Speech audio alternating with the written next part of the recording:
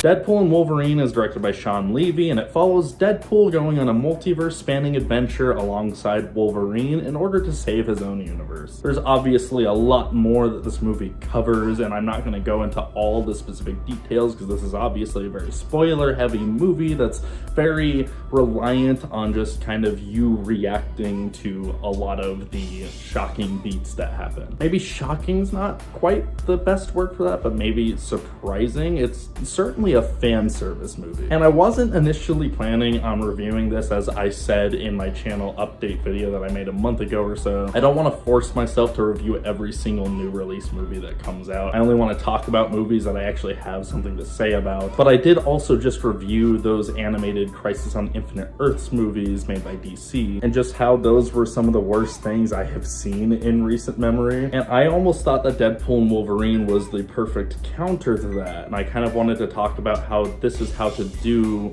a fan servicey cameo filled thing properly. And to also just clarify, because I got pretty negative by the end of that review and I began to sincerely question if I was just done with superheroes altogether. I don't think that's necessarily the case. Yes, superheroes are kind of an overdone trope, especially in movies at this point. I feel like superhero movies as a subgenre are somewhat taboo amongst like online hardcore cinephiles. Specifically Marvel, a lot of diehard film fans look at Marvel as almost the destruction of cinema, and they really shit on it quite a bit. Obviously, from a more mainstream level, as far as moviegoers go, the MCU is extremely mainstream, and to call it popular is an absurd understatement. Most people are pretty big into Marvel, it seems like. But I'm at this strange crossroads where I grew up not just watching whatever superhero movies came out before they were all big, but I also actually read comic books growing up. My father was a comics fan growing up as well, so he raised me on comics and superheroes. So I do have a tinge of bias when it comes to that. That being said, as I've gotten older and as I've gotten more into exploring different realms of cinema and seeing what other types of stories there are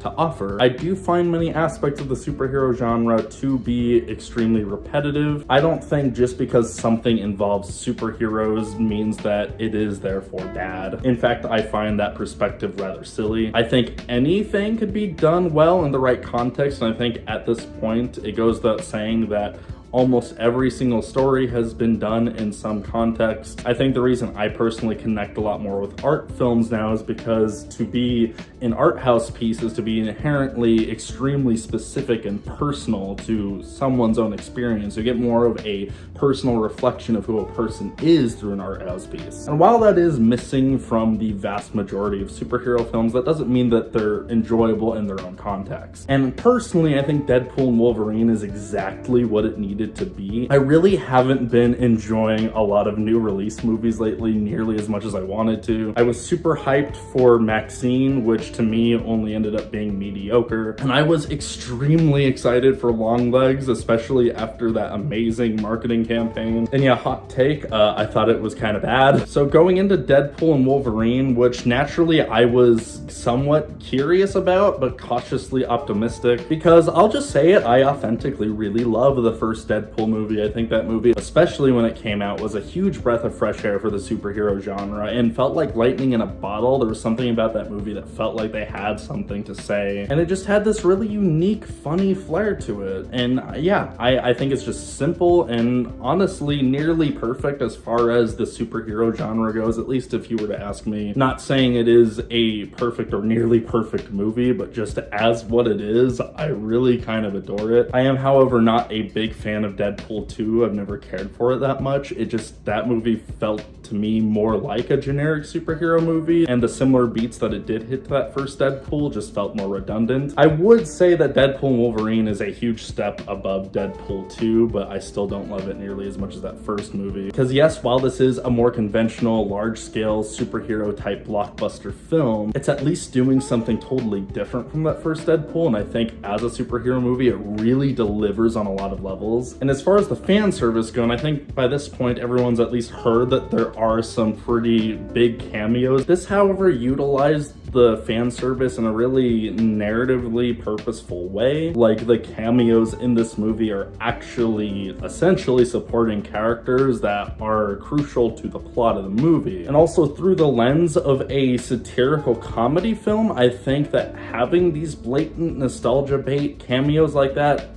can actually work and not just feel like cheap and trying to get audience reaction. And also, aside from one of them in the very last trailer, they weren't spoiled in the trailers, whereas those DC Crisis on Infinite Earths movies, they put 2 of those big cameos in the trailer, and then in the movie they were just like less than a minute long each, which is something that I haven't seen much from DC, but I see from Sony all the time and stuff like Morbius and Madam Web, and even going back to the Amazing Spider-Man movies. Meanwhile, Marvel, has been making obviously a lot of mistakes lately, and this movie seems to directly acknowledge that. But something that they've always been really great at is marketing and hiding things from the audience. They did it perfectly with Infinity War, Endgame, especially Spider-Man No Way Home, and now we see this, where they don't show any of the cameos in the trailers, and then they're actually supporting characters that have at least a decent amount of lines. So I really applaud them for that, at least. However, I must say that while I think this movie succeeds what it's trying to do fairly well, I did have a number of problems. One of the biggest reasons I was cautious going into this movie was considering the director Sean Levy, who has not made anything of note. In recent memory, he's made stuff like The Atom Project and Free Guy featuring Ryan Reynolds, and personally, I don't typically enjoy Ryan Reynolds. I think he works super well as Deadpool within that context, but let's be real here, he kind of is very one note as an actor. I don't even think he's trying to lie about that. Clearly, most people really love him. I just personally find myself getting annoyed at his antics a lot. And yeah, I didn't see The Atom Project, but I did see Free Guy, and while that movie may have had a couple slightly enjoyable moments, I think it's really, really, really bad and really annoying, and very much so the most creatively hollow, mainstream blockbuster type movie that has absolutely zero substance or personality whatsoever, and is made purely just to get mainstream audiences to react and applaud and enjoy their time at the moment, but then doesn't really challenge them or give them anything insightful, and meanwhile they'll probably just end up forgetting it within the next week or so. And I'm not saying stuff like that doesn't have its place. I think that there is a place for blockbuster popcorn entertainment for sure. In fact, I enjoy various movies of that kin. It's just a shame when that's sort of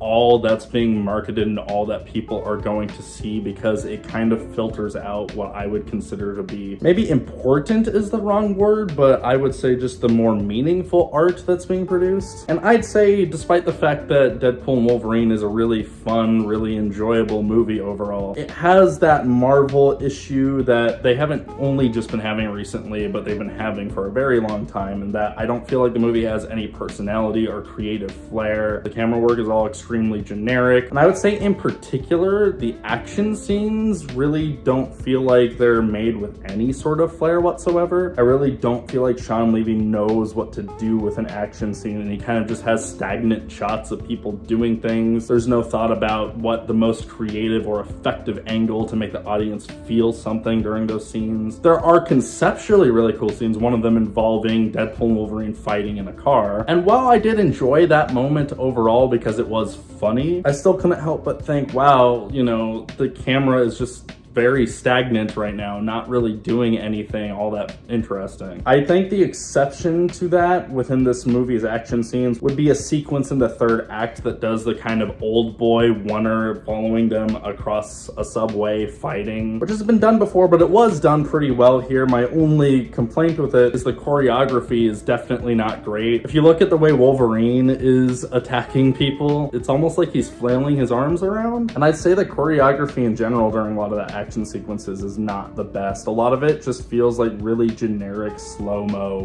basic, mid-tier action movie stuff. And as far as the story goes, I think the story works fine for what it's trying to do, but has that same MCU problem that we've been having forever, where I think that both of the villains in this movie really suck. Cassandra Nova had potential to be a really interesting character, but was unfortunately just not fleshed out whatsoever. And to be fair, it's a busy movie, and I think they were focusing more on Deadpool and Wolverine and all the stuff surrounding them, as opposed to giving extra time to flesh out characters like Cassandra Nova. And maybe that other stuff was more important, but still, I think just a little bit more time would have made it a more memorable experience. That being said, I don't want this to be another 2.5 hour, 3 hour long comic book movie, and the movie doesn't want to be that either, and takes a really good earned jab at overly long run times. And I know a lot of people really love, I think his name is Matthew McFadden, who plays the more British TVA type villain. I don't know, I haven't seen Succession, which is the show he's known for, but I thought he was kind of bad in the movie. I'm sorry, I'm gonna get obliterated for saying that, I know, because I've heard a lot of people really love him in this movie. I just thought he didn't work for what this was going for, and he was just so bland and completely one-dimensional. And yeah, I think that any moments of sentimentality in this movie kind of fell flat on their face. And I would say that's not really what these movies are going for, but I thought that the first Deadpool in particular had some really authentic, well-earned moments of heart and sentimentality, and that movie was a love story, and it really worked on that level. But here, I feel like the heart in this movie is extremely forced, and in particular, there's this scene during the third act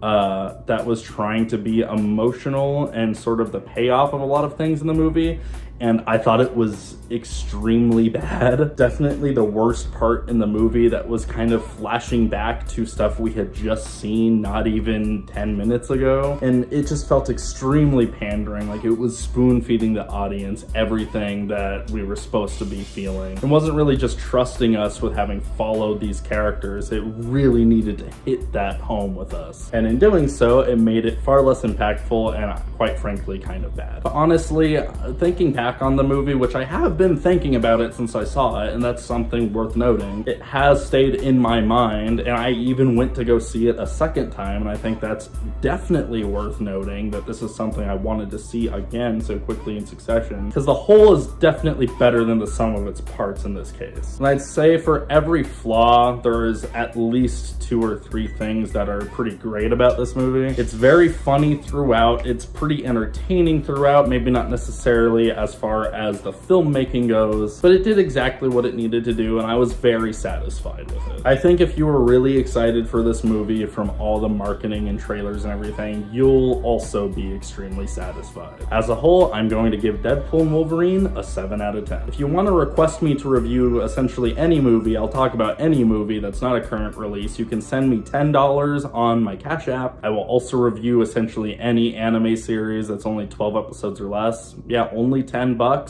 Please do it. I need money. I am starving. Starving and extremely poor. But yeah, thanks for watching, guys. Take care.